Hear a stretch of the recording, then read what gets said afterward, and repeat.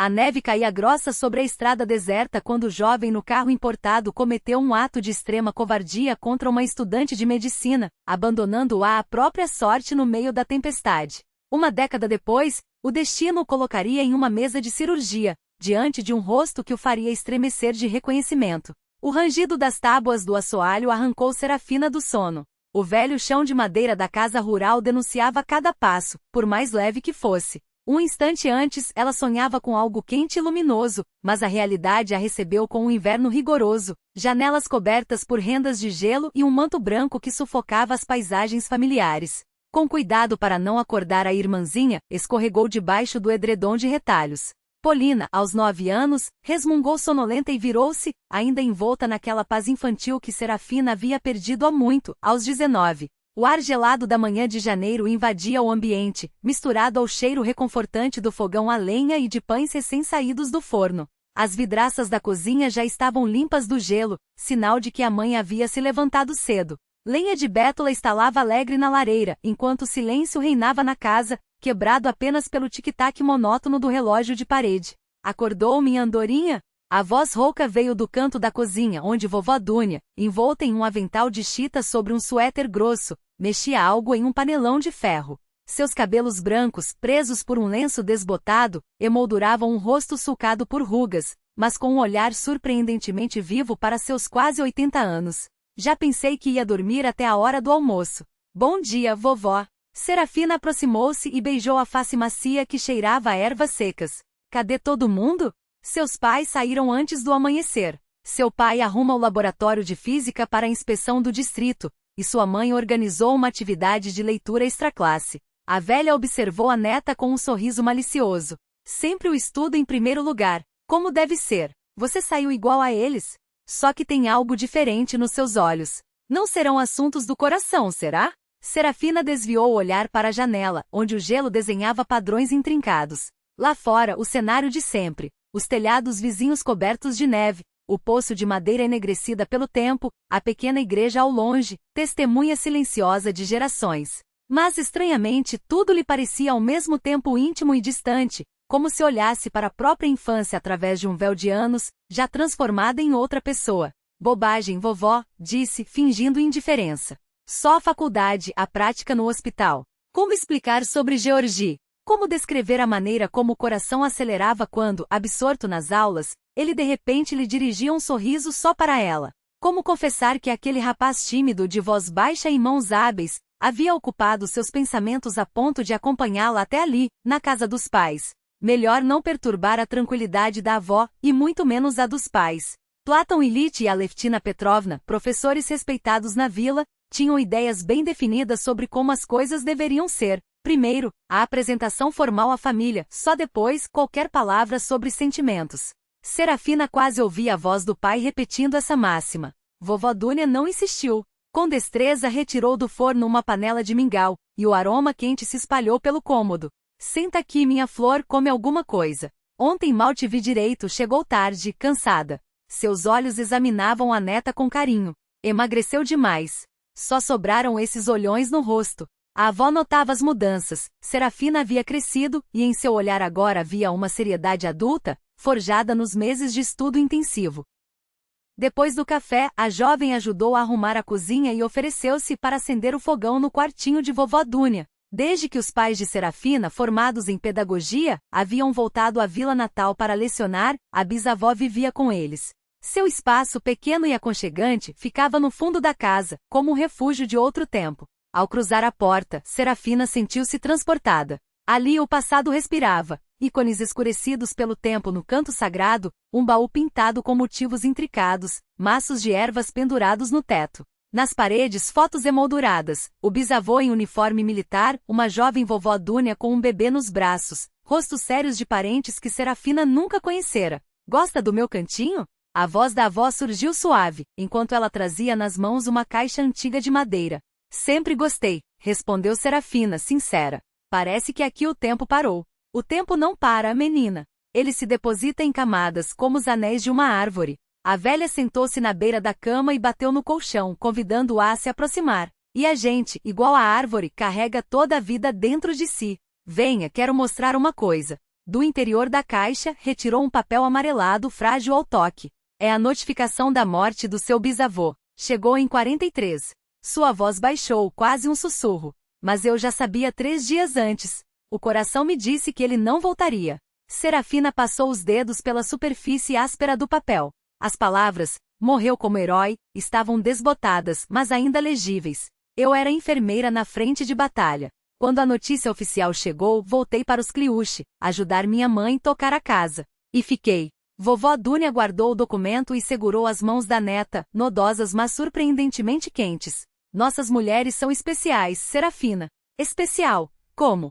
Perguntou a jovem intrigada.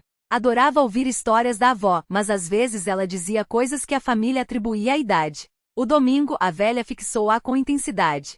O meu despertou quando recebi a notícia do seu bisavô, em 43. Antes disso, eu pressentia coisas, mas não acreditava. É ver o que ainda não aconteceu. Sentir a dor ou a alegria antes que elas cheguem. Um dom? Serafina repetiu, cética. Nem todas as mulheres da nossa linhagem o herdam. Sua mãe não tem. Mas você tem. A bisavó sorriu, como se lesse seus pensamentos.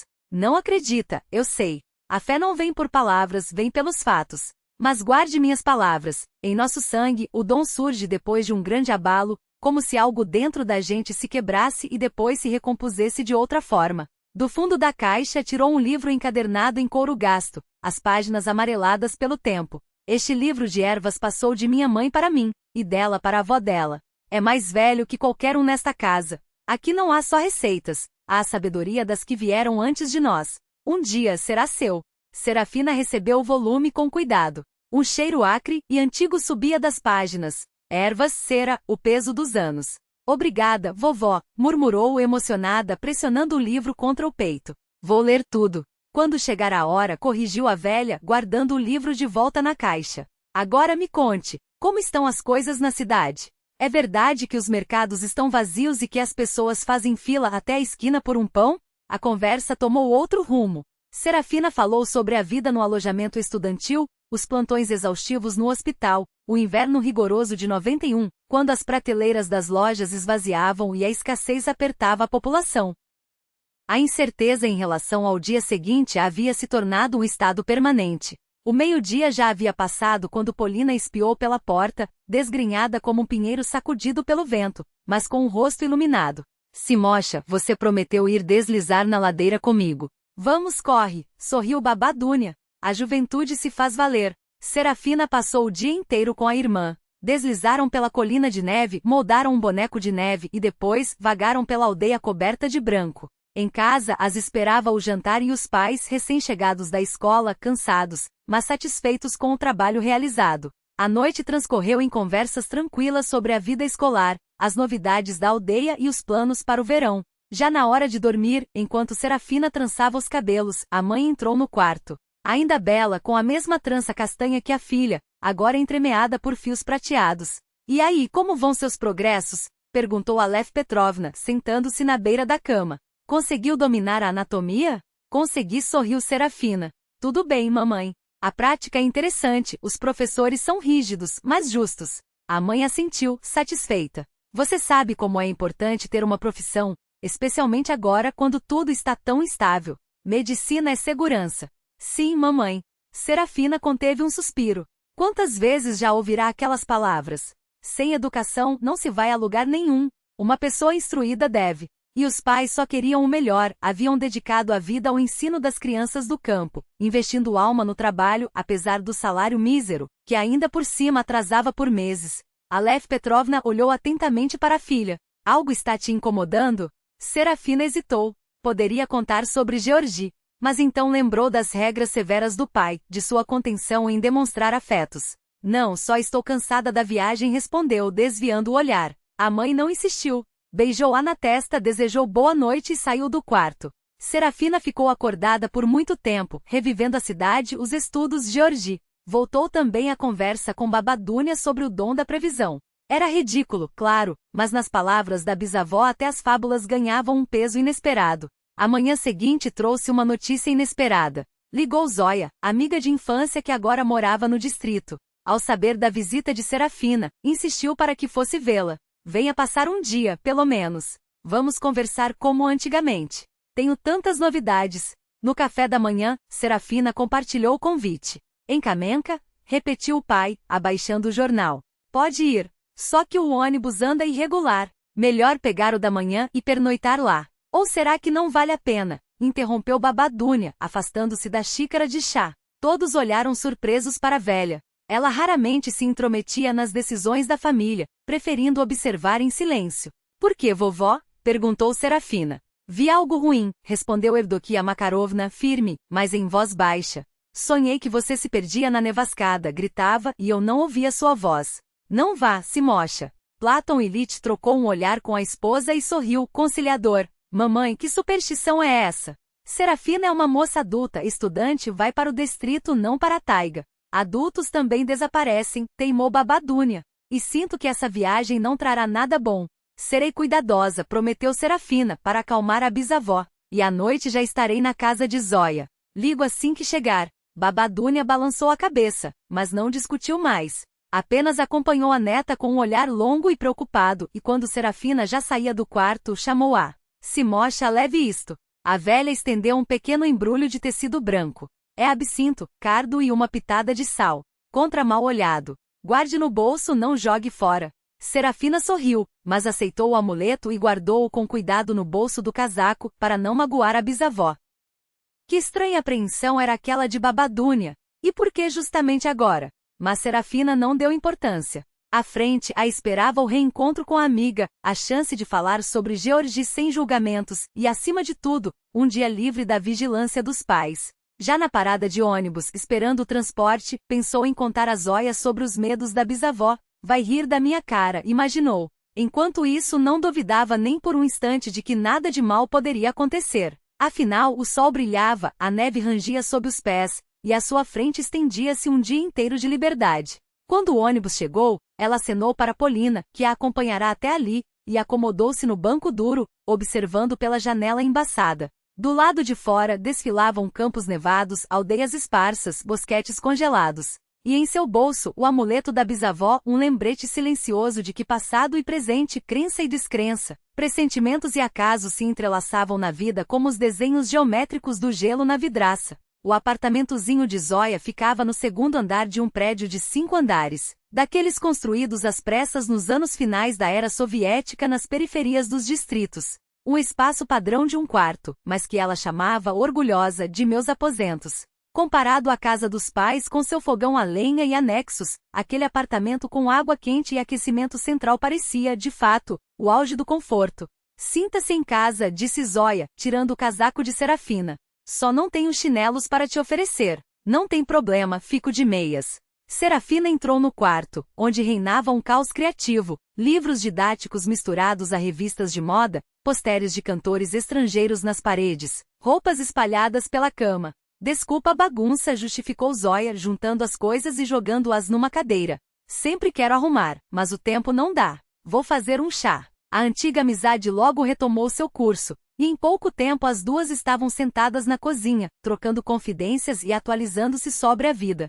Zóia estudava no Instituto Pedagógico e sonhava, após a formatura, mudar-se para Petersburgo, ou, na pior das hipóteses, para a capital da região. Kamenka é um pântano, afirmava. Mesmo sendo um distrito inteiro, não passa de uma versão maior dos nossos cache. E a vida amorosa? Perguntou Zóia, servindo o chá. Não me diga que ainda não tem ninguém. Nem acredito. Serafina titubeou, mas depois se decidiu. Se não podia confiar na amiga de infância, em quem mais poderia?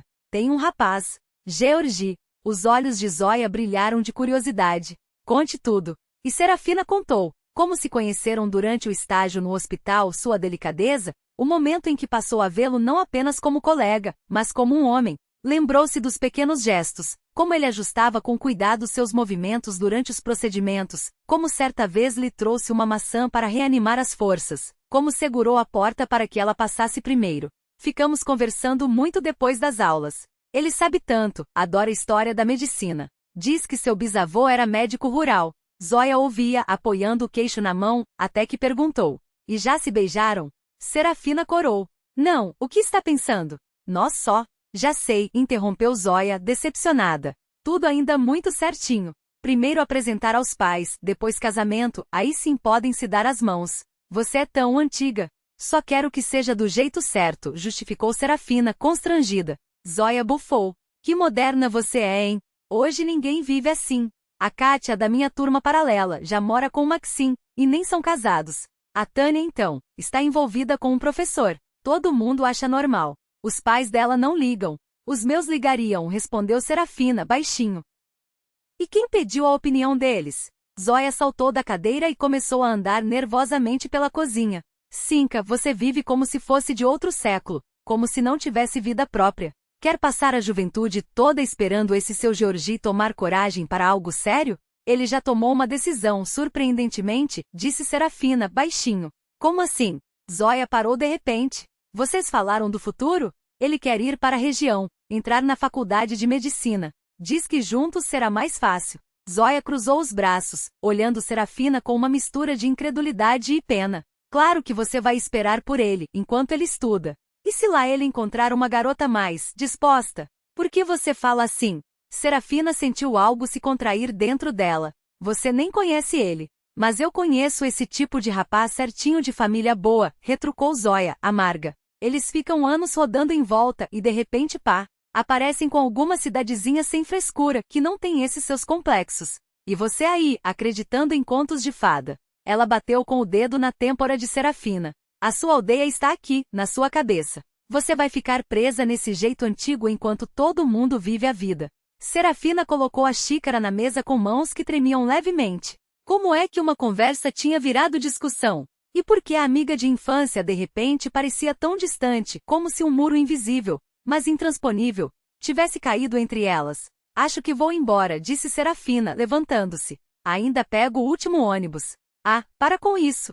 Zóia jogou as mãos para o alto. Por que você está ofendida? Eu só estou falando a verdade. Fica até de manhã, a gente conversa mais. Mas algo dentro de Serafina já tinha se partido. Ela queria voltar para casa, para o aconchego silencioso da casa dos pais, para as conversas lentas com vovó Dúnia. Obrigada, mas acho melhor ir. Rapidamente juntou suas coisas e se despediu com um gesto seco. Ao sair, o ar gelado queimou seus pulmões. Enquanto conversavam, o crepúsculo tinha caído sobre a cidade-distrito, e agora já era noite fechada. Uma neve fina caía e o vento mais forte transformava o que já tinha acumulado no chão em uma poeira branca que serpenteava pelas ruas. Serafina apertou o cachecol com mais força e dirigiu-se à parada de ônibus, mas ao chegar, encontrou apenas um banco gelado e vazio. O horário, pregado sob a marquise, confirmou seu medo. O último ônibus para Chaves tinha saído meia hora antes.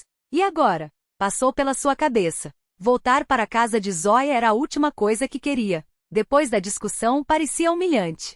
Lembrou-se de que no centro havia um ponto de táxi. Dinheiro ela tinha, os pais tinham lhe dado um pouco para despesas. Caminhou pela rua coberta de neve, encolhida dentro do casaco. A cidade-distrito parecia desertada. Apenas de vez em quando uma luz piscava nas janelas ou passava um carro solitário. Foi num desses momentos que uma importada escura freou ao seu lado. O vidro desceu, e um homem de meia-idade, com um rosto autoritário mas não desagradável, perguntou: Moça, posso lhe dar uma carona para algum lugar? Está tarde. Serafina recuou instintivamente.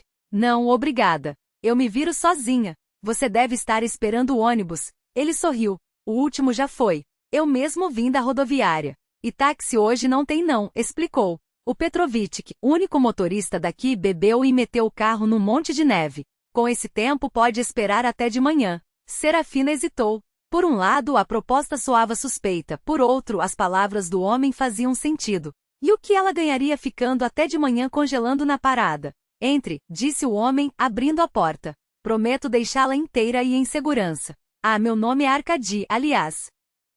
Dentro do carro fazia calor. O couro do banco cheirava a desinfetante caro, e um rádio tocava baixa uma música estrangeira. Serafina manteve-se tensa, mas Arcadi se comportava com educação. Para onde a senhorita precisa ir? Perguntou ele, arrancando. Para a aldeia Chaves. Conheço, assentiu o homem. Um parceiro de negócios montou uma casa de caça por lá recentemente. Lugar bonito. Por um tempo dirigiram em silêncio. Depois Arcadi voltou a falar. Desculpe a indelicadeza, mas o que a trouxe a Camenca? Estuda por aqui? Não, tenho uma amiga que mora aqui. Vim visitá-la. E a senhorita é de onde? Já disse, de Chaves. Serafina não queria prolongar a conversa, mas o homem insistia. Quero dizer, onde mora de verdade. Você claramente não é daqui. Ela se tensionou. Por que acha isso? Arcadi sorriu, como se achasse graça. Pela postura, pela maneira de falar. Dá para perceber que tem educação de cidade. Com relutância, Serafina contou que estudava num curso técnico de enfermagem e parteira. Tinha vindo passar as férias em casa. E seus pais, o que fazem? Continuou Arcadi, agora com um tom que Serafina não gostou. Tem irmãos? E namorado? O carro saiu da estrada principal, e ela se alarmou. Acho que o senhor pegou o caminho errado. Chaves é para o outro lado. É um atalho, descartou Arcadi. Conheço bem essa região. Vamos contornar um congestionamento na ponte. Que congestionamento a essa hora? A voz de Serafina saiu mais aguda do que pretendia. Arcadi não respondeu. Em vez disso, virou para uma estrada de terra que levava em direção à floresta. Agora Serafina não tinha mais dúvidas. Algo estava muito errado. Pare o carro, por favor, pediu, a mão trêmula na maçaneta. Vou descer aqui. Por quê? A voz do homem mudou. Agora havia um tom metálico, frio. Estávamos conversando tão bem. O carro acelerou pela trilha escura. Serafina puxou a maçaneta com força, mas a porta não cedeu. Não precisa ficar nervosa, Arcadi freou bruscamente. Só vamos conversar um pouco mais. De um jeito, diferente. O que aconteceu em seguida dividiu a vida de Serafina em antes e depois. O medo a paralisou quando o homem a agarrou pelos ombros e a puxou contra si. Ela tentou se debater, mas ele era mais forte. Com uma mão, a segurou, com a outra começou a abrir seu casaco. Por favor, não. A voz de Serafina tremia. Me solte. Que garota bonita, sussurrou ele, inclinando-se até seu ouvido. Bonita demais para deixar ir. O tempo se esticou em uma eternidade. Serafina observava a cena como se fosse de fora, como se não estivesse acontecendo com ela, mas com outra pessoa. Uma ideia absurda cruzou sua mente. Será que foi por isso que vovó Dúnia não queria que eu viesse? Depois veio a dor, aguda, humilhante, insuportável. No momento em que o agressor afrouxou a pressão, Serafina cravou as unhas em seu rosto. Ele se afastou com um palavrão furioso. Um tapa com as costas da mão atingiu sua bochecha. Sua visão escureceu, mas mesmo através da dor e do desespero, continuou a se debater, arranhando, mordendo e empurrando. Isso só pareceu excitá-lo mais. O que se seguiu foi como um pesadelo distorcido. Serafina tentou se desligar, fugir para dentro de si mesma. Imagens desfilavam diante de seus olhos. O livro de ervas da vovó, a trança da mãe, os óculos do pai, as bétulas perto de casa. Tudo que era precioso e que agora parecia perdido para sempre. Foi então que algo dentro dela se quebrou, como uma fina camada de gelo que estala. Com uma clareza dolorosa, ela viu a rachadura, uma linha irregular, afiada, dividindo sua existência. De um lado, a Serafina de antes, luminosa, confiante e cheia de esperanças. Do outro, uma estranha com uma dor ardente na alma e uma vergonha que queimava.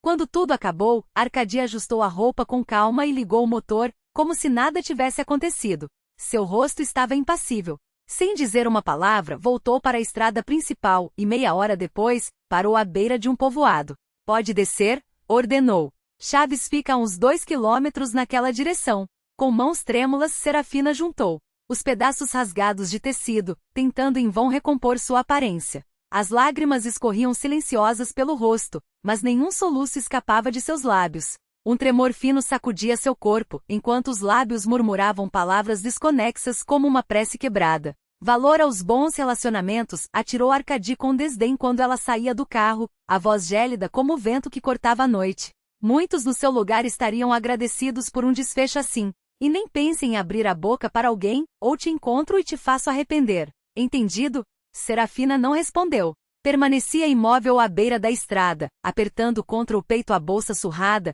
os olhos fixos nos faróis vermelhos que se afastavam até desaparecerem na curva.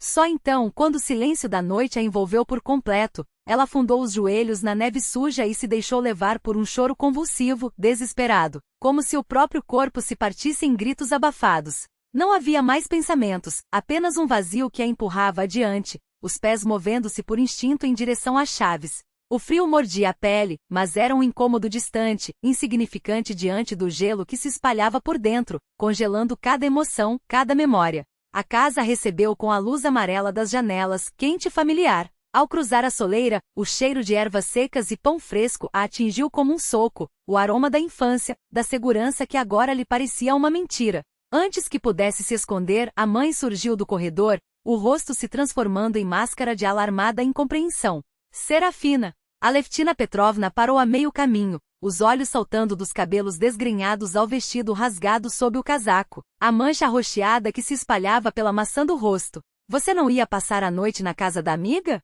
A pergunta se perdeu no ar. Serafina tentou passar reta, evitando o olhar materno, mas os dedos trêmulos traíram seu esforço ao falharem no gancho da cabideira. Foi então que a voz do pai ecoou pelo vestíbulo, seguida pelos passos arrastados da bisavó Dúnia. Ao ver a figura curvada da velha se aproximar, algo dentro de Serafina ruíra de vez. As pernas fraquejaram, e só os braços enrugados da bisavó a impediram de desabar no chão de madeira. Meu Deus, sussurrou Dúnia apertando-a contra o xale bordado, o cheiro de lavanda e terra seca envolvendo-a como um escudo. Não soubemos proteger você. O que está acontecendo aqui? A voz de Platon Ilitch cortou o ar, áspera de fúria mal contida. Onde você andou à noite, menina? E nesse estado? As palavras foram como facas. Serafina esperava, precisava de compaixão, mas o que ouviu foi acusações. O mundo girou, e se não fosse pelo aperto firme da bisavó, teria caído. Foi Dúnia quem silenciou o pai com um gesto seco da mão, os olhos escuros faiscando sob as sobrancelhas brancas. Cale-se, Platon. Não vê que a criança mal consegue se sustentar? Sem mais palavras, a velha guiou a neta até seu quarto, ajudou-a a tirar as roupas ensanguentadas, enrolou-a em cobertores quentes como se ela fosse uma criança outra vez. Aleftina Petrovna permaneceu na porta pálida, as mãos torcendo o avental. Mãe, o que aconteceu com ela? Perguntou a voz trêmula. Dúnia não respondeu. Em vez disso, serviu a Serafina um chá amargo, de ervas colhidas em suas próprias mãos, enquanto murmurava palavras antigas, como feitiços de proteção. Depois, com autoridade que ninguém ousava desafiar, expulsou todos, até Polina, a irmã menor, que espiava assustada por trás da saia da mãe. Amanhã, deixem a menina descansar. Mas o descanso não veio. Apesar do calor da lareira e do peso do edredom, Serafina tremia como se o inverno ainda a habitasse. Do outro lado da parede, as vozes dos pais se elevavam em discussão acalorada. É assim que você a criou? Acusava o pai. Solta pelo mundo sem respeito, sem juízo. E você? Rebateu Aleftina, a defensiva. Onde estava sua autoridade de pai? Até que a voz de Dúnia cortou o tumulto, baixa, mas cortante como uma lâmina. Não julguem a filha. Julguem a si mesmos por não tê-la guardado. Serafina pressionou as mãos contra os ouvidos, mas as palavras ecoavam em sua cabeça, misturadas a uma única pergunta sem resposta. Por quê? A dor era um animal vivo, roendo suas entranhas, e o único alívio era a exaustão que finalmente a arrastou para um sono sem sonhos. Na manhã seguinte, fingiu estar dormindo quando a mãe espiou pela fresta da porta. Dúnia trouxe uma bandeja com pão e mel, mas o estômago se revoltava ao menor cheiro. A velha não insistiu. Apenas pousou a mão rugosa na testa da neta, suspirando como se carregasse o peso do mundo. Ah, minha pomba! 2 semanas depois, sem esperar pelo fim das férias, Serafina voltou à cidade. Não suportava mais o peso dos olhares em casa. Mesmo o amor de Dúnia não conseguia afogar a culpa que a asfixiava. Antes de partir, deteve-se diante do espelho antigo no corredor, estudando o reflexo que já não reconhecia. Olheiras fundas, lábios descorados, o rosto de uma estranha. Uma sombra da Serafina Polozova que um dia existira. Leve isto. Dúnia estendeu-lhe um embrulho pequeno, amarrado com fio de linho. Meu livro de ervas. Que ele vá com você e com ele minha fé em você. Aperte os dedos da neta com força. Lembre-se, só se quebra o que já está morto. Você está viva. E vai seguir vivendo. Abrindo o embrulho no ônibus, Serafina encontrou o caderno de capas gastas, cheio de anotações em letra trêmula, desenhos de plantas, receitas para curar males do corpo e da alma. Pressionou-o contra o peito como um talismã, enquanto os pensamentos martelavam. Nunca mais. Nunca voltarei a ser aquela que era antes.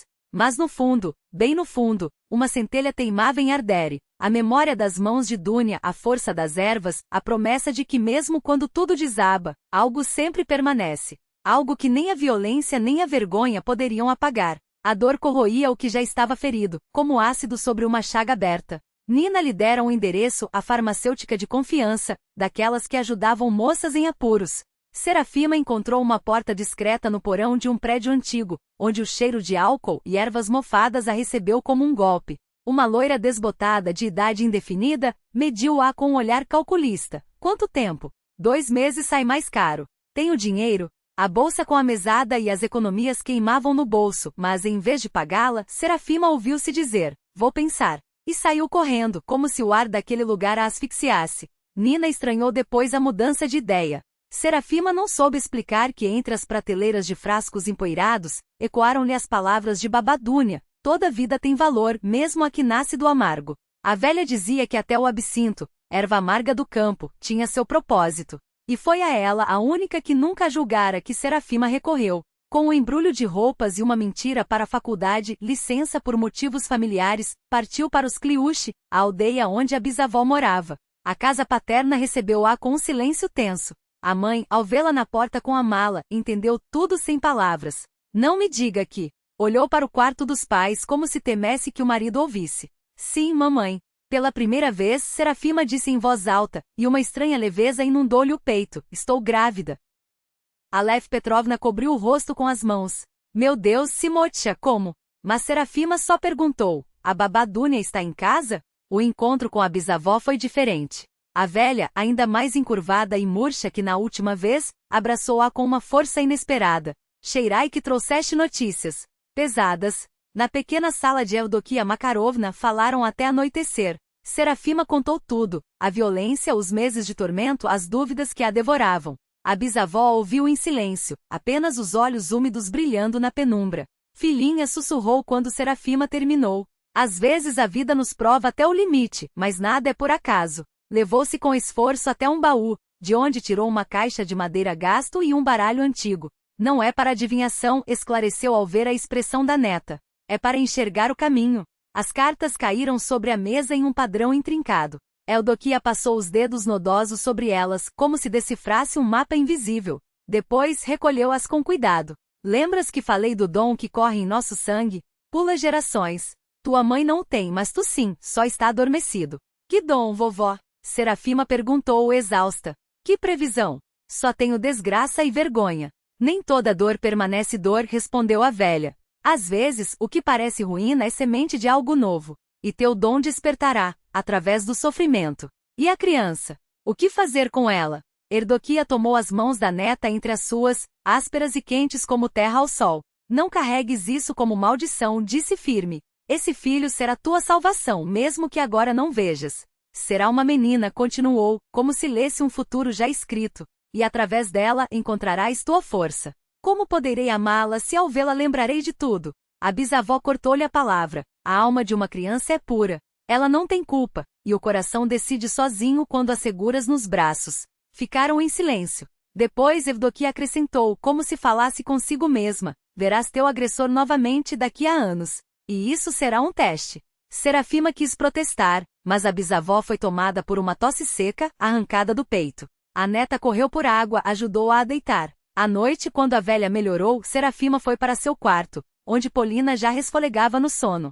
Pela manhã, ao anunciar que guardaria a criança, o mundo desabou. Serafima, recobra o juízo. A mãe ergueu as mãos, desesperada. Tens 19 anos, a faculdade, uma vida pela frente, e a reputação da família. O pai, sombrio, completou. Pensaste em nós? Em tua irmã? O que dirão? Desonrada, sem marido, sem diploma. Para onde irás? Serafima não respondeu. Não tinha argumentos, só a certeza que nasceu na noite anterior, tecida pelas palavras da bisavó. Aquele filho nasceria. Encontraria um jeito. Sobreviveria. Primeiro nos apresentarás ao pai, exigiu o pai. Quem é? Esse tal Yegor de que escrevias?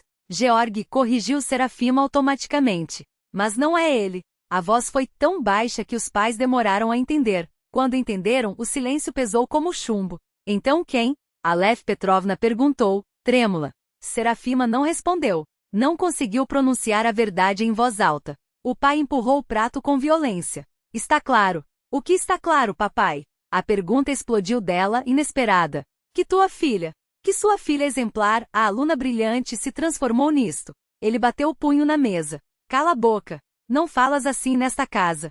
E como devo falar? As lágrimas voltaram quentes. Como vivo daqui para frente? Babadúnia, que observava tudo em silêncio, interrompeu. Basta. Isso é pecado. A moça já sofreu demais. Tu sabias? Aleph Petrovna olhou-a, chocada. Não era meu lugar dizer, respondeu a velha, olhando para Serafima. Polina, pálida, fitava os adultos com olhos arregalados. O pai levantou-se. Ouço-te, Serafima. Tens duas opções. Livras-te da criança e voltas aos estudos. Fez uma pausa, como se reunisse forças. Ou deixas esta casa para sempre. Platon. A mãe protestou. Que estás dizendo? E o que nos resta? Ele ajustou os óculos, nervoso. Passamos a vida construindo nosso nome neste lugar, para que tu o destruas em um dia. Como olharei para meus colegas? O professor que não soube educar a própria filha? Serafimoteca. A mãe chorava. Entendes como é a vida agora? Como criarás um filho sozinha? E Polina? Como ela carregará essa vergonha? Serafima levantou-se da mesa. Dentro dela, algo se petrificara. Sem lágrimas, sem dor. Só uma determinação fria. Entendi. Começou a subir para seu quarto. Polina correu atrás dela. Cinca, não vais embora. A irmã menor atirou-se em seus braços. Não quero que partas. Serafima a abraçou forte. Eu também não, Polinka. Mas é melhor assim. E eu? O que será de mim? A menina soluçava. Escreverás para mim, e eu para ti. E quando a bebê nascer, serás tia. A ideia pareceu consolar Polina. Será menino ou menina? Babá Dunia disse que menina. Então farei um desenho de princesa para ela, declarou a irmã, enxugando as lágrimas. A mais bonita de todas. O pai não saiu de seu quarto enquanto Serafima arrumava suas coisas. A mãe oscila entre a cabeceira da cama, como um guardião silencioso. Ao amanhecer, Serafima vestiu-se em silêncio, arrumou a mala com o pouco que levava e colocou o souvenir da avó no fundo, entre as roupas. O peso do pequeno baú de madeira era reconfortante, como se carrega uma parte de si mesma que ninguém poderia tirar. A mãe esperava na cozinha com um embrulho de pano. Leva, são os pães de centeio e mel da última colheita. E isto? Aleph Petrovna hesitou, estendendo um lenço bordado com flores azuis.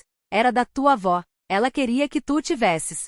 Serafima aceitou o tecido, sentindo o cheiro familiar de lavanda e terra seca. Não havia palavras para aquele gesto, então apenas assentiu, apertando o lenço contra o peito. O pai já estava no pátio, junto ao carro do vizinho que a levaria até a estação. Aqui está o endereço da tia Nura e o telefone da enfermeira-chefe, disse, entregando um papel dobrado. Não nos desonres. A frase soou como uma ordem, não como um pedido. Serafima guardou o papel no bolso sem responder. Antes de entrar no carro, virou-se para casa pela última vez. Polina acenava da janela, o rosto molhado de lágrimas, os dedos apertados contra o vidro como se quisesse segurá-la. A viagem foi longa e cheia de solavancos. A cada quilômetro, Serafima sentia o peso da decisão se fixar mais fundo em seus ossos. Não há volta, pensava, observando a paisagem que se transformava, os campos abertos dando lugar a prédios cinzentos, o ar da aldeia substituído pelo cheiro de gasolina e poeira urbana. Quando finalmente chegou ao endereço, uma mulher de rosto cansado mas olhos atentos a recebeu na porta do alojamento dos funcionários do hospital. Você deve ser a Serafima. Sou a enfermeira Olga Ivanovna. A tia Nura me falou. A voz era seca, mas não hostil. O quarto é pequeno, mas tem o básico. E aqui, ela entregou um jaleco branco dobrado, começas amanhã, às 6 da manhã, no bloco de maternidade. Naquela noite, Serafima sentou-se na beira da cama estreita, os dedos tremendo ao abrir o baú da avó. Dentro, entre saquinhos de ervas secas e amuletos de tecido, encontrou uma carta amarelada pelo tempo. Para minha Serafimu, quando a vida te parecer um rio demasiado largo para atravessar, lia-se na caligrafia trêmula. As palavras de Dunia fluíam como um abraço. A força não está em não cair, mas em levantar-se com o que restou. E tu, minha estrela, sempre soubeste fazer isso. Lembra-te, o que nasce do amor, mesmo quando o amor foi roubado, pode se tornar luz. Não temas o futuro. Ele já está em tuas mãos.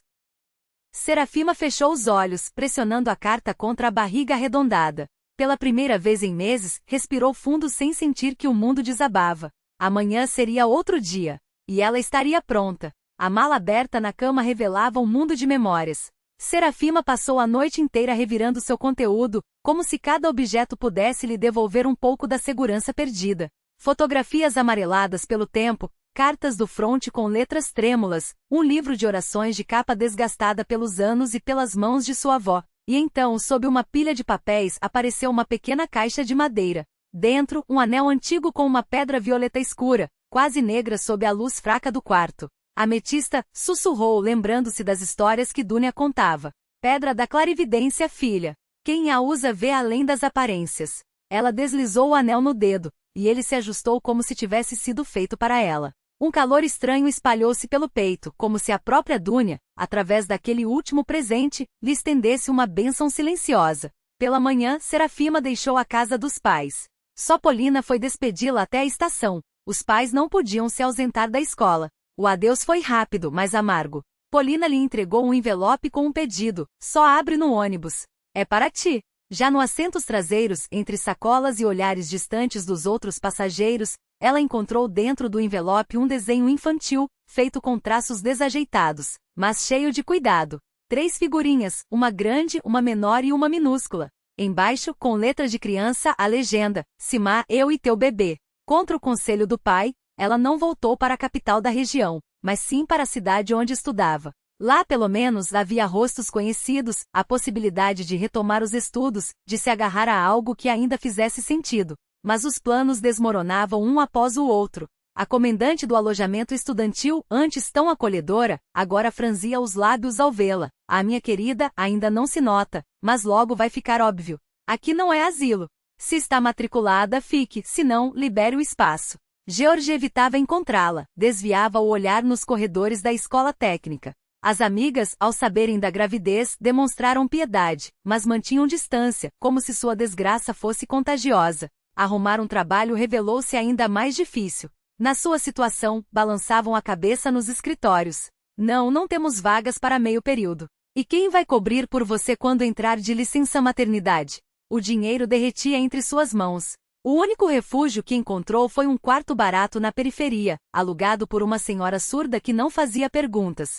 Mas até essas últimas economias estavam no fim. Desesperada, Serafima decidiu tentar mais uma vez no alojamento. Talvez se suplicasse a comandante cedesse por algumas semanas, só até ela arranjar outro lugar. Ao se aproximar do prédio familiar, seus passos ficaram mais lentos. O que diria? Como explicaria que aos 20 anos se sentia tão pequena, tão perdida, como uma criança que se extraviou num lugar que já não reconhecia? Tia Niura não estava. Em seu lugar, uma mulher idosa desconhecida observava Serafima com um olhar atento, mas não hostil. Boa tarde, começou ela, insegura. A Niura Doceu respondeu a mulher, examinando-a da cabeça aos pés.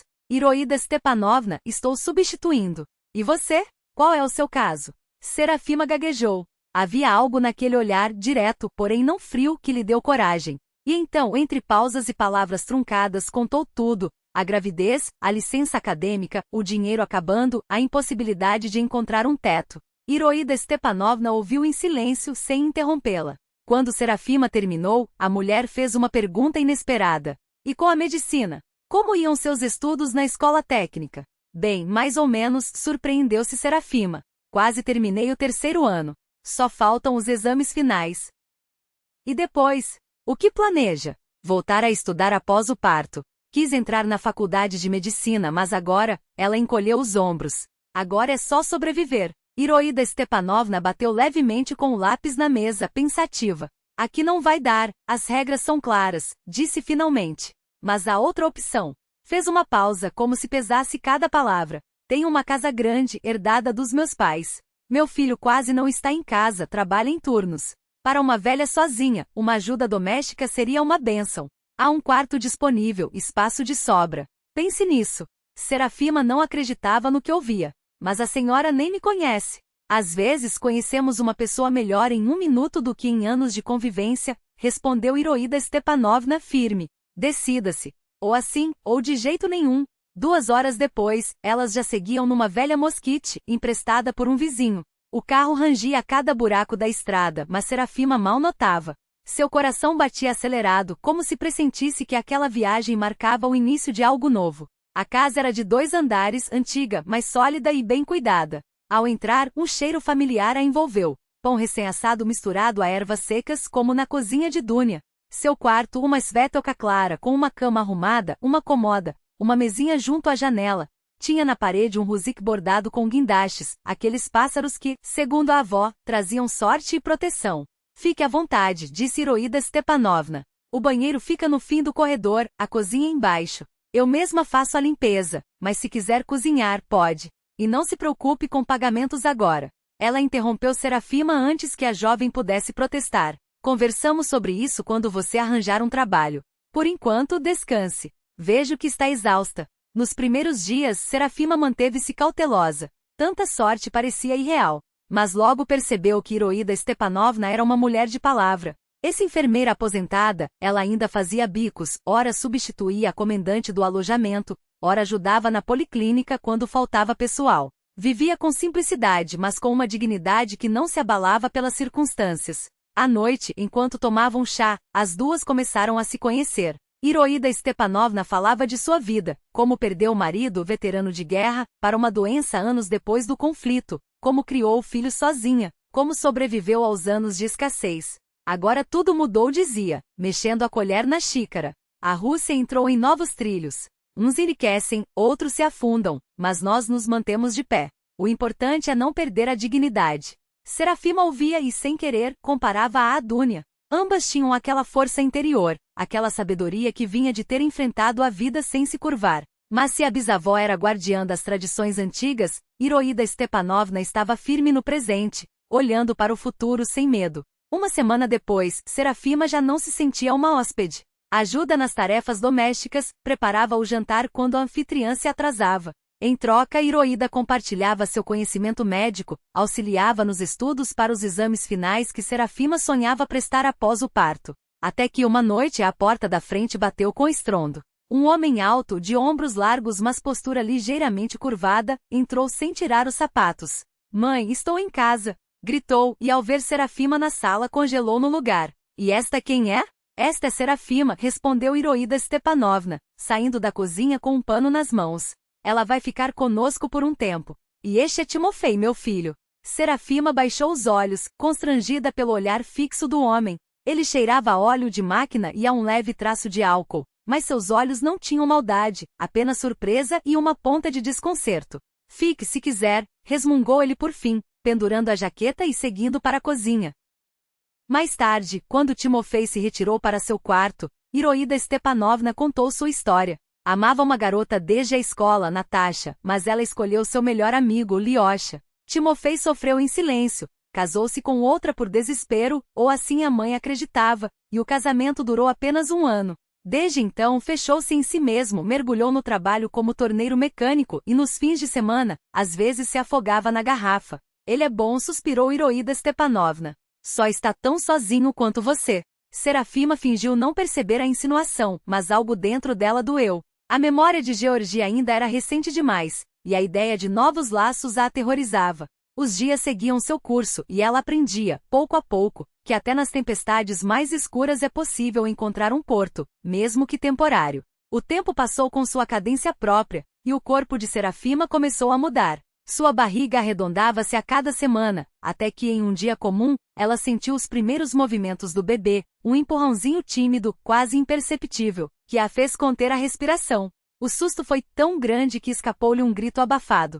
Iroída Stepanovna, absorta na leitura do jornal, levantou os olhos, alarmada. "O que foi, menina?" "Ele está se mexendo", sussurrou Serafima, pressionando a mão sobre a barriga, como se quisesse guardar aquele instante. Pela primeira vez tão claro assim. A mulher mais velha sorriu, e seus olhos, marcados pelas rugas do tempo, brilharam com uma ternura que Serafima ainda não conhecia nela. "Então é saudável", disse Iroída, estendendo a mão. "Deixe-me sentir." "Pode?" Hesitante, Serafima guiou a palma calejada da anfitriã até seu ventre. Por um momento nada aconteceu. Até que um pontapé firme, como se o bebê quisesse se apresentar. Iroída riu, satisfeita. "Ah, essa aqui é uma lutadora." Fechou os olhos por um instante, como se escutasse algo além do silêncio. "E é menina." "Tenho certeza." "Como a senhora sabe?" Serafima arqueou as sobrancelhas, entre incrédula e curiosa. "Há sinais", explicou Iroída, com a autoridade de quem carregava décadas de experiência. "E eu já vi muitas barrigas na minha vida." Além disso, acrescentou, piscando, "tem um faro para essas coisas. Trabalhei anos na enfermaria do hospital." O olho treina. A partir daquele dia, algo entre elas mudou. Não foi um acordo falado, nem uma promessa formal, mas uma espécie de pacto silencioso. Iroída Stepanovna passou a cuidar de Serafima com redobrada atenção. Preparava chás de ervas para fortalecer, vigiava suas refeições, ensinou-a a costurar roupinhas minúsculas com os restos de tecido que guardava em uma caixa de madeira. Às vezes à noite, enquanto Serafima tentava encontrar uma posição confortável na cama, a mulher mais velha sentava-se ao seu lado e contava histórias de partos que havia acompanhado, de mães que superaram medos, de crianças que nasceram contra todas as probabilidades. Você também vai conseguir, diziam seus olhos, mesmo quando as palavras se perdiam no ar. Timofei, por sua vez, demorou a se acostumar com a presença constante de Serafima na casa. No início mantinha distância, chegava tarde, evitava olhá-la nos olhos. Mas, aos poucos, algo nele cedeu. Passou a aparecer mais cedo, a beber menos, a ajudar com os afazeres pesados, carregar lenha, consertar a cerca que ameaçava desabar. Chamava Serafima de Simocha, com um respeito que soava estranho vindo de um homem tão reservado, apesar da diferença de idade. Até que certa tarde, entrou em casa carregando uma velha cama de bebê, desgastada pelo tempo, mas ainda firme. Era minha, murmurou, sem olhar para ela, como se envergonhasse da própria voz. Achei que pudesse servir. Serafima não encontrou palavras. Apenas assentiu, enquanto as lágrimas, dessas que nascem no peito e sobem sem aviso, queimavam suas pálpebras. Aquele gesto simples, vindo de um homem de poucas falas, valia mais que qualquer discurso. Havia nele uma solidez, uma promessa de que mesmo em meio ao caos, algumas coisas permaneciam de pé. E ela precisava desesperadamente acreditar nisso. À noite, enquanto o vento batia nas janelas e a casa rangeva como um navio antigo, Serafima começou a sonhar. Não eram pesadelos, mas visões tão vívidas que, ao acordar, ela ainda sentia o cheiro de ervas secas e cera de vela no ar. Em um desses sonhos, avistou Babá Dunya, não a mulher frágil e doente dos últimos dias, mas a Prabaú que conhecera na infância, ereta, os olhos brilhantes como contas de âmbar, o sorriso aquecendo o rosto enrugado. Ao seu lado, uma menininha de cachos escuros e olhar sério segurava sua mão. Cuide dela, disse Babá Dunya, aproximando a criança. Ela é seu destino e seu caminho. Serafima acordou com o coração aos pulos, a luz cinzenta da madrugada filtrando-se pelas cortinas. O quarto cheirava a algo familiar, à lavanda colhida por Babá Dunya, ao mel das velas que queimavam no canto sagrado de sua casa. Movida por um impulso, abriu a gaveta da cômoda e tirou o pequeno baú de madeira que guardava desde a partida de Georgi. Dentro, entre cartas amareladas e amuletos de linho, estava o Travnik, o livro de ervas da Prabaú. Folheou as páginas com cuidado, até que seus dedos pararam em uma anotação que jurava não ter visto antes. Escrita à mão com a caligrafia trêmula de Babá Dunya. Lembre-se, minha neta, o parentesco não depende do sangue, mas do amor. Seu filho ou sua filha será sua bênção, por mais pesado que seja o fardo de seu nascimento. Com fé e esperança. Babá Dunya.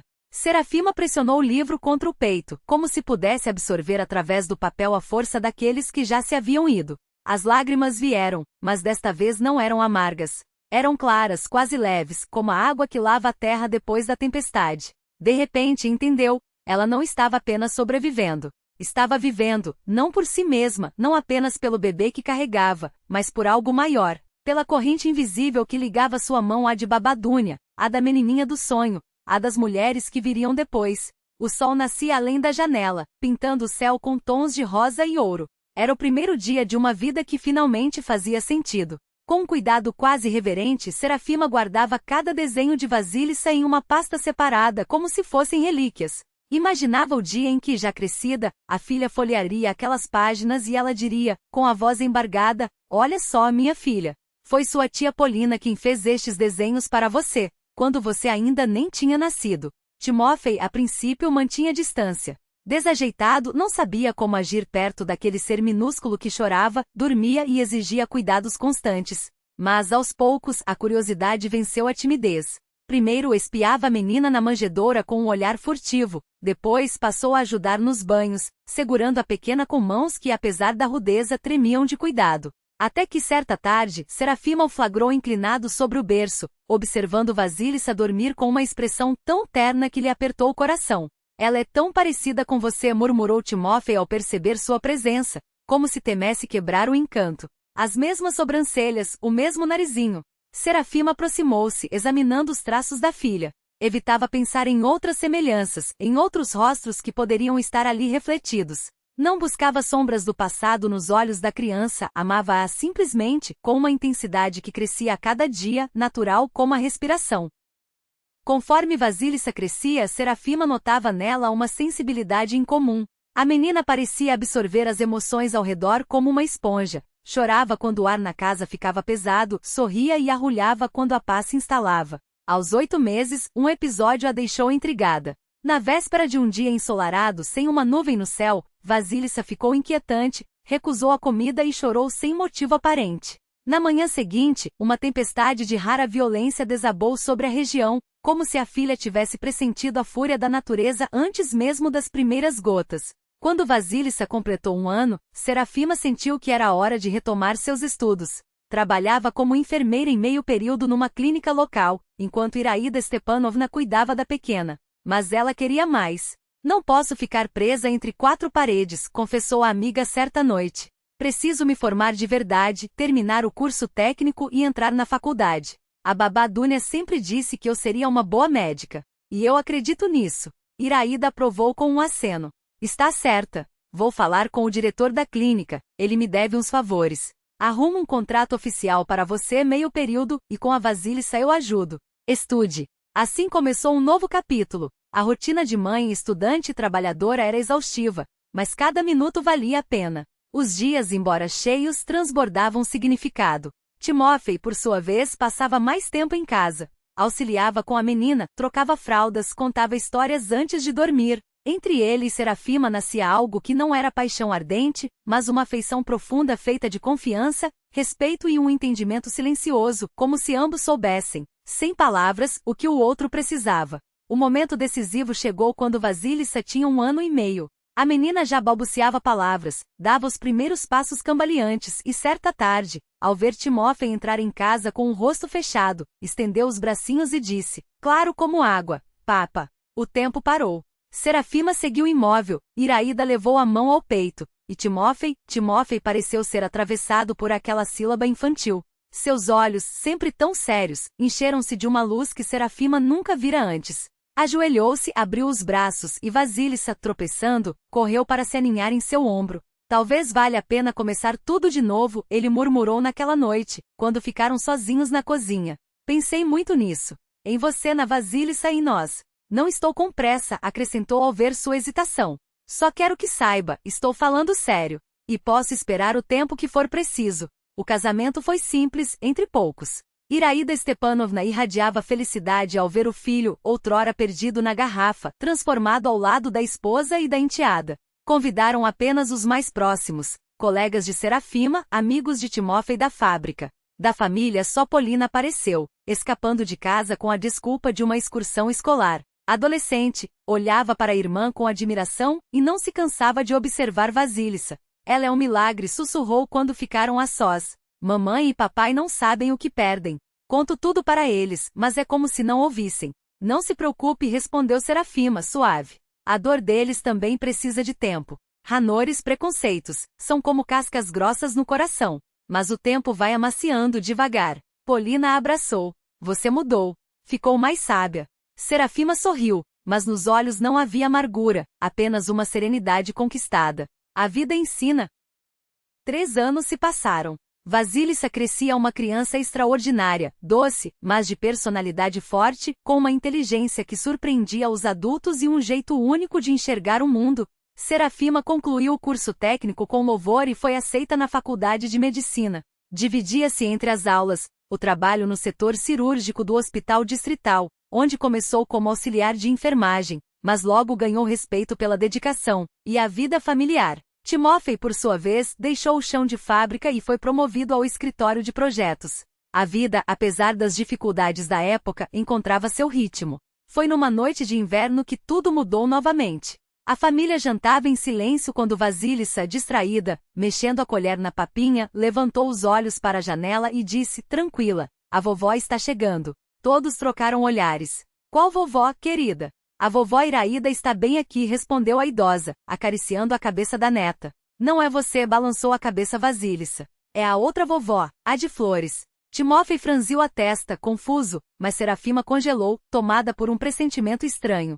Naquele instante bateram à porta. Do outro lado, com um buquê de cravos nas mãos, estava Lev Petrovna. Olá, filha, disse a voz trêmula, mas firme. Vim conhecer minha neta. Se me permitirem. Serafima recuou em silêncio, abrindo passagem. Era como um sonho, e ao mesmo tempo tão natural, como se sempre soubesse que aquele dia chegaria.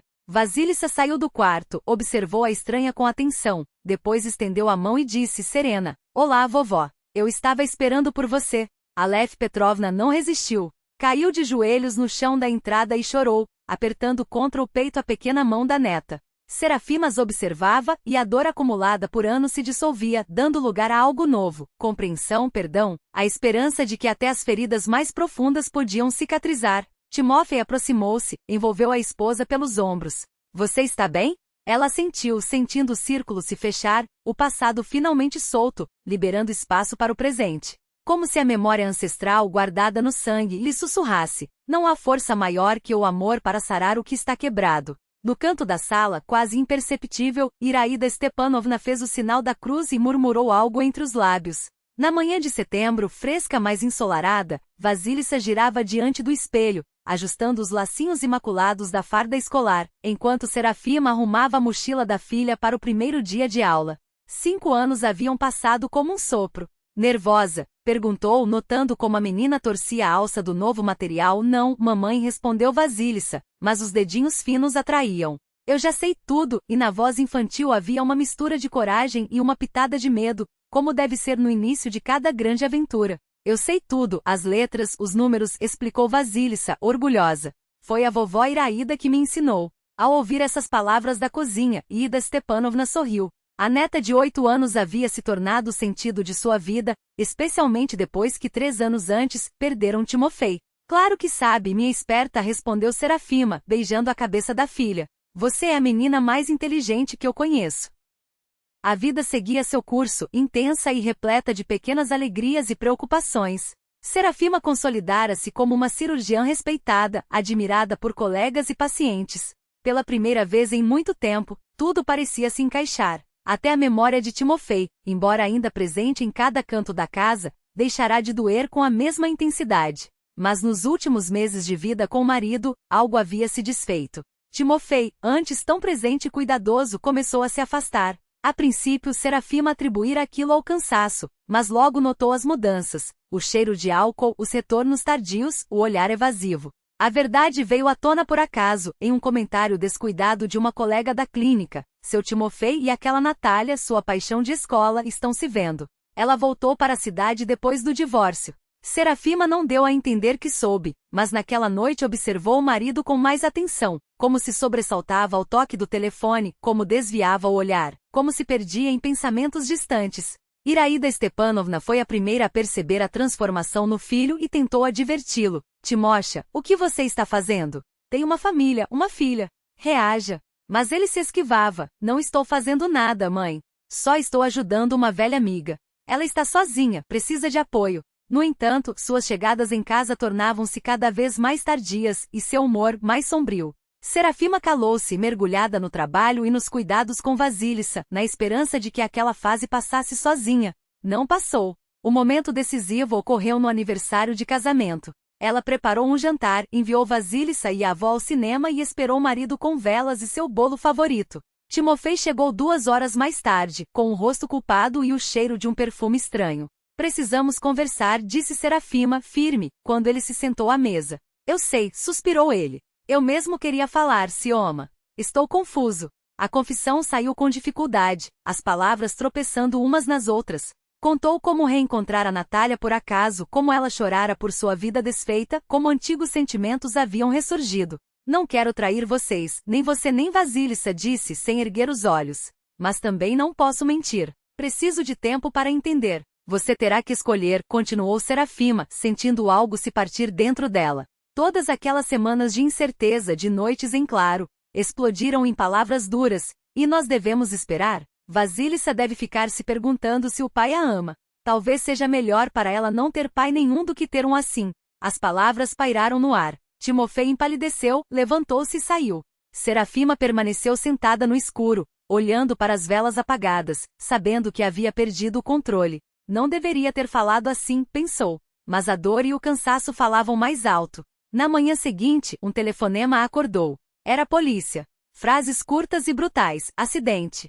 Perdeu o controle do carro. Morreu na hora. Exame de sangue detectou o álcool. Como sobreviveu aqueles dias, o velório, os pêsames, o vazio na casa, Serafima mal conseguia lembrar. Era como se movesse por um nevoeiro espesso, onde os sons chegavam abafados e os rostos, desbotados.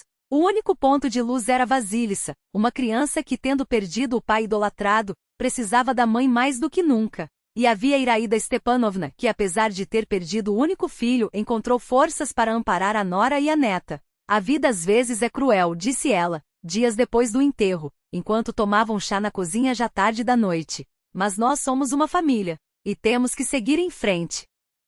Serafima assentiu sem conseguir falar. Dentro dela, uma culpa insuportável. As últimas palavras dirigidas ao marido haviam sido de raiva. Não tivera tempo de consertar, de pedir desculpas, de explicar. Não se culpe, disse Iraida, como se lesse seus pensamentos. Sei no que está pensando. Não foi você quem o colocou ao volante naquela noite. Mas fui eu quem o expulsou de casa, respondeu Serafima, amargurada. Ele era um homem adulto, balançou a cabeça a sogra. Tomou suas próprias decisões. Depois de um silêncio, como se hesitasse em prosseguir, Iraida acrescentou. Cedo ou tarde, tudo teria terminado assim. Eu conhecia meu filho. Quando ele se atirava de cabeça, não olhava para trás. Foi essa Natália que o atormentou desde a juventude e agora o levou ao fim. Mais tarde, Serafima descobriria que Timofei passará aquela noite com Natália. Bebera para afogar as mágoas e depois decidirá dirigir até casa. 1 ano se passou desde a morte de Timofei. Serafima mergulhou no trabalho, tentando abafar a dor. Na sala de cirurgia, encontrava um estado de concentração absoluta, onde não havia espaço para problemas pessoais, apenas habilidade, conhecimento e intuição. Tornou-se uma profissional ainda mais atenta e compassiva. Os colegas notavam como Polozova parecia sentir os pacientes, adivinhando queixas não ditas, antecipando complicações. Um dom diagnóstico, comentavam. Ela apenas sorria, lembrando-se das palavras de Babá Dúnia sobre o dom familiar que se manifestava após grandes abalos. Serafima recusava todas as tentativas de aproximação romântica sugeridas pelos colegas. Homens não são o mais importante na vida, brincava, embora, no fundo, soubesse que era o medo de confiar novamente, de perder, de se decepcionar. Mas o destino tinha outros planos. 1 ano após a morte de Timofei, um novo motorista de ambulância, Savelli, foi contratado no hospital onde Serafima trabalhava. Não era um simples condutor, era um socorrista com experiência em zonas de conflito, alto, esguio, de sorriso aberto e olhos castanhos e atentos. No início apenas trabalhavam lado a lado. A equipe de emergência frequentemente chamava a cirurgiã para atendimentos externos. Depois começaram a se encontrar na cantina, discutindo casos complexos, trocando revistas médicas. Savelli era viúvo, havia perdido a esposa em um parto alguns anos antes. Talvez fosse essa nota comum de perda que os aproximasse. Ele começou a demonstrar atenção de forma discreta, respeitosa, sem pressionar seu luto ou sua agenda lotada. Primeiro foi um café após o plantão, depois, uma caminhada no intervalo do almoço, até que ofereceu levá-la para casa depois de um turno exaustivo. Serafima nem percebeu quando passou a aguardar esses momentos, a escolher roupas com mais cuidado, a usar os perfumes esquecidos desde a morte do marido. Os colegas notavam a mudança, mas mantinham um silêncio delicado.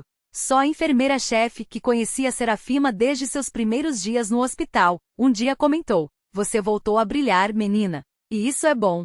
A vida continua."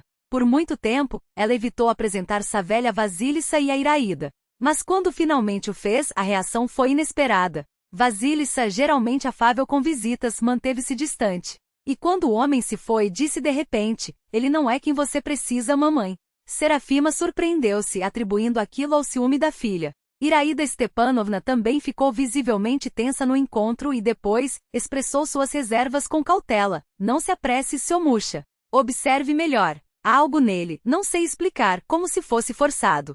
Mas Serafima não deu importância aos alertas. Savelli era atencioso, carinhoso, e ao seu lado ela finalmente se sentia mulher, não apenas mãe e médica. Seus meses de relacionamento fizeram Serafima começar a pensar em um passo mais sério. Mas certo dia, ao entrar em um café no outro lado da cidade para tomar um café rápido antes do plantão noturno, ela ouviu. Savelli estava sentado a uma mesa com uma mulher jovem, atraente, claramente não uma conhecida casual. Eles seguiam de mãos dadas, e em cada gesto transparecia a intimidade de quem está ligado por algo além da amizade. Serafima congelou na entrada, invisível. Uma dor ardente, porém não furiosa como a traição de Timofei, mas cansada, resignada, queimou dentro dela. De novo, pensou. Em vez de armar uma cena, saiu em silêncio e voltou para casa. À noite enviou uma mensagem curta: não preciso de explicações. Apenas saia da minha vida. Savelli tentou ligar, escreveu, esperou por ela na porta do hospital, mas Serafima foi irredutável. Não por amor excessivo, mas porque não queria mais uma vez deixar entrar em sua vida, e na de Vasilissa, um homem capaz de mentir, de trair. Talvez devesse tê-lo ouvido, arriscou Iraída cautelosa. Não, respondeu Serafima, firme. Aquele olhar não se confunde. E não se trata de ele ter outra. Tratava-se de ele ter mentido para ela, e com isso ela não podia conviver. Iraída não insistiu. Dias depois, souberam que Savelli havia pedido demissão do hospital e deixado a cidade. Naquela noite, sentada na poltrona junto à janela aberta, Serafima refletia sobre seu destino. Seria mesmo condenada à solidão? Não lhe estaria reservado o simples prazer feminino de amar e ser amada? Primeiro a violência que marcou sua juventude, depois a morte de Timofei, agora isso. Mas, estranhamente, não sentia desespero. Era como se algo dentro dela sussurrasse: tudo ainda está por vir. O importante é não perder a fé. Ela tinha Vasilissa, o trabalho que amava, Iraída Stepanovna, os pais reconciliados, mesmo que não perfeitos, a irmã leal. A vida, como um rio de montanha, serpenteava entre rochas com curvas imprevisíveis. Ora se aquietava em remansos tranquilos, ora se precipitava em corredeiras furiosas. Para Serafima, aqueles 10 anos haviam sido exatamente assim, um rio de redemoinhos de perdas e bancos de areia de conquistas, de corredeiras cotidianas e profundezas inesperadas de felicidade. Agora, aos 29 anos, olhava no espelho uma mulher jovem, de olhar sério e finas rugas nos cantos dos lábios, marcas de risos e preocupações, alegrias e dores. A vida havia ensinado muito, mas acima de tudo, a aceitar o destino sem amargura, sem deixar que se apague aquela centelha quente e trêmula que conecta o ser humano ao mundo. O dia prometia ser comum. Serafima iniciou o turno matinal, verificou os pacientes em pós-operatório, revisou o cronograma de cirurgias. Sioma Platinovna, caso de emergência, anunciou uma jovem enfermeira, irrompindo na sala dos médicos. A ambulância está trazendo um ferido grave. Serafima desceu as escadas apressada, ajustando o jaleco no caminho. Em anos de profissão, já havia visto de tudo, de acidentes domésticos a vítimas de disputas criminosas, tão frequentes nos turbulentos anos 1990. Ferimentos por arma branca, porém, não eram tão raros em sua pequena cidade. O que temos? Perguntou a equipe de plantão. Briga de bar, facada na região do fígado. Estado grave, perda sanguínea significativa, relatou o anestesista. Homem, 45 anos, sem comorbidades. Serafima assentiu, calçando as luvas. Preparem a sala de cirurgia. Vou examinar o paciente agora. Afastou a cortina que isolava a maca e no mesmo instante, sentiu o chão desaparecer sob seus pés. Um déjà vu aterrador e uma dor aguda atravessaram seu corpo. Diante dela, deitado com o rosto pálido e coberto por uma película de suor, estava o homem que jurara apagar para sempre da memória, mas que, na verdade, nunca conseguirá esquecer de fato: Arkady Gorinsky. Os anos o haviam mudado. O rosto estava inchado, olheiras profundas marcavam seus olhos, fios brancos entremeavam os cabelos escuros. Mas era ele o mesmo que 10 anos antes destruíra sua vida e, ao mesmo tempo, a empurrara para um novo começo. Serafima recuou como se levasse um soco. Um zumbido encheu sua cabeça, manchas escuras dançaram diante dos olhos. Por um momento achou que desmairia. Doutora, a senhora está bem? Perguntou a enfermeira, preocupada ao notar seu estado. Não. Está tudo bem. Serafima forçou-se a reagir. Foi só uma tontura. Já passa. Com esforço sobre-humano, aproximou-se do paciente e inclinou-se para avaliar seus sinais vitais. Nesse momento, as pálpebras de Arkady tremeram, e ele abriu os olhos. O olhar, turvo pela dor e pela perda de sangue, vagou sem rumo até parar em seu rosto. Não pode ser, murmurou apenas com os lábios antes de perder a consciência novamente. O calor e o frio alternaram-se no corpo de Serafima. Ele a reconheceu. Depois de 10 anos naquele estado, mas a reconheceu. Uma onda escura e sufocante subiu dentro dela, uma mistura de fúria, medo e nojo. Por um instante, teve a sensação de que suas mãos se recusariam a obedecê-la, de que não conseguiria tocar aquele homem nem mesmo com luvas. Que morra, cruzou-lhe a mente um pensamento selvagem, desumano. Que receba o que merece. Mas então ecoou outra memória, as palavras de Baba Dunya. Quando o revir novamente, lembre-se, a vingança envenena mais a alma de quem a prática do que a de sua vítima. Você terá o poder nas mãos, mas o que fará com ele definirá seu destino. E Serafima fez sua escolha. Respirando fundo, pronunciou com firmeza profissional. Começamos imediatamente. Qual o tipo sanguíneo? Positivo AB, respondeu a enfermeira. As bolsas de sangue estão prontas? Sim, doutora. Então não perdemos mais tempo. A operação durou 3 horas. Serafima trabalhou como uma máquina precisa, metódica, como se tivesse desligado todas as emoções. O ferimento era grave, a lâmina atingira a borda do fígado, causando hemorragia abundante. Qualquer hesitação, qualquer erro, e o paciente não sobreviveria até o amanhecer. Mas as mãos da cirurgiã não tremularam. Ela fez tudo o que o juramento médico exigia. Salvou a vida do homem que um dia destruíra a sua. Quando o último ponto foi dado e Arcade foi levado para a UTI, Serafima, mal tendo trocado de roupa, sentiu uma tontura estranha. Diante de seus olhos, surgiu uma imagem vívida como um quadro. Vasílica no ônibus escolar, o rangido dos freios, os gritos das crianças, sangue no vidro quebrado. Seu coração quase saltou do peito. Atirou-se ao telefone e descou o número de casa. Atendeu Iraída Stepanovna. Iraída. Serafima mal conseguia falar, ofegante. Não deixe Vasily sair à excursão hoje. Como assim, seu Muxa?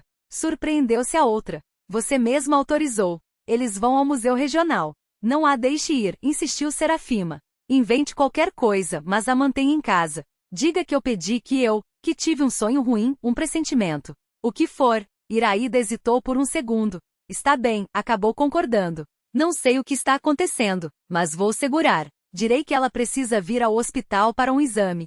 Serafima afundou na cadeira, sentindo as pernas fraquejarem de alívio. Não entendia de onde viera aquela visão, aquele pressentimento, mas o instinto de mãe e médica lhe dizia, está certo. Não é paranoia. É uma ameaça real. Mais tarde, já anoitecendo, ligou a mãe de Lisa, colega de Vasílica. Serafima Platinovna, você soube da notícia? A voz estava trêmula. O ônibus com as crianças. Acidente. A voz da mulher tremia. Elas iam para o museu. Um caminhão. No semáforo. O coração de Serafima parou. As palavras ecoavam distantes, como se viessem do fundo de um poço. Lisa está na UTI. Concussão e clavícula quebrada. E Vasílica? Vasílica não estava com elas, não é? Por que ela não foi? A pergunta pairou no ar, mas Serafima já sabia a resposta. As mãos tremiam enquanto ela se deixava cair na cadeira, como se o chão tivesse se aberto sob seus pés. Não era paranoia. Não era imaginação.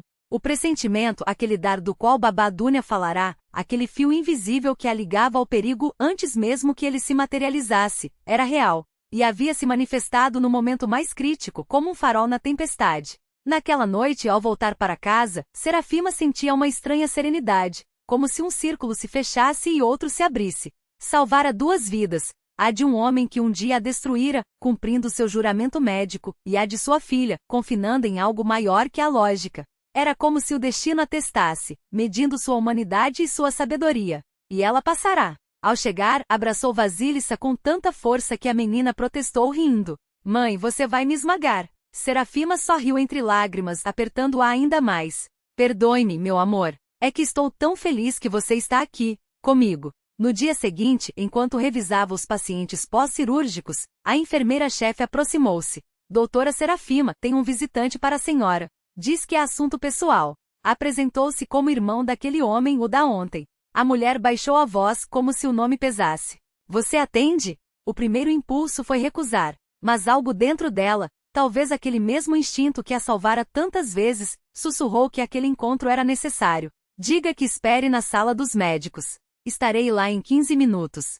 O homem que a aguardava não se parecia com Arcade. Talvez os traços do rosto, e mesmo assim de forma vaga. Era mais baixo, magro, com olhos de um azul penetrante e uma barba bem cuidada. Vestia-se com simplicidade mas elegância. 40 anos talvez. Miroslav Gorinsky apresentou-se, levantando-se ao vê-la. Irmão de Arcade. Hesitou procurando as palavras. Vim agradecer pela vida do meu irmão. À noite, enquanto jantavam, Serafima contou o ocorrido a Iraída Stepanovna. A mulher ouviu em silêncio, mexendo o chá com a colher, antes de observar, sábia. Não se julga um homem pela família.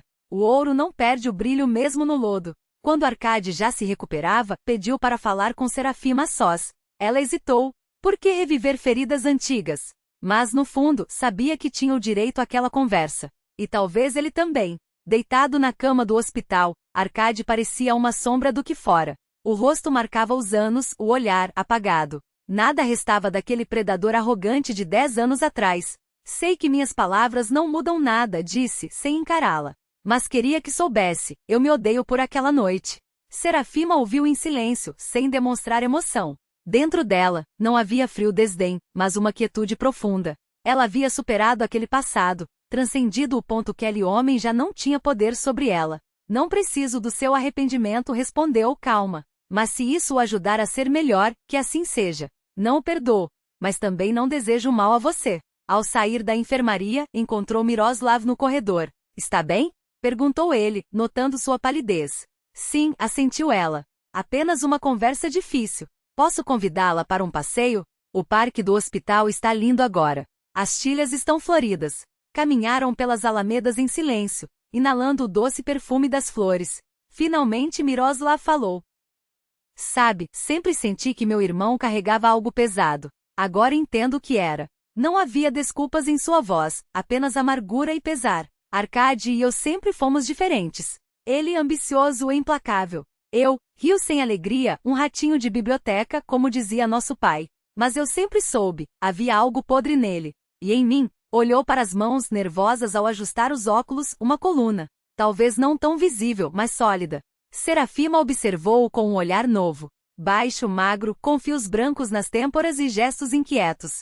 Tão diferente do irmão, não apenas na aparência, mas na essência. Havia nele uma luz interior, uma integridade que não se aprende, que se nasce tendo. Ou não se tem. Eu acredito em você, disse, surpreendendo a si mesma. Naquela noite, ao voltar para casa, Serafima percebeu algo inquietante. Miroslav não lhe era indiferente.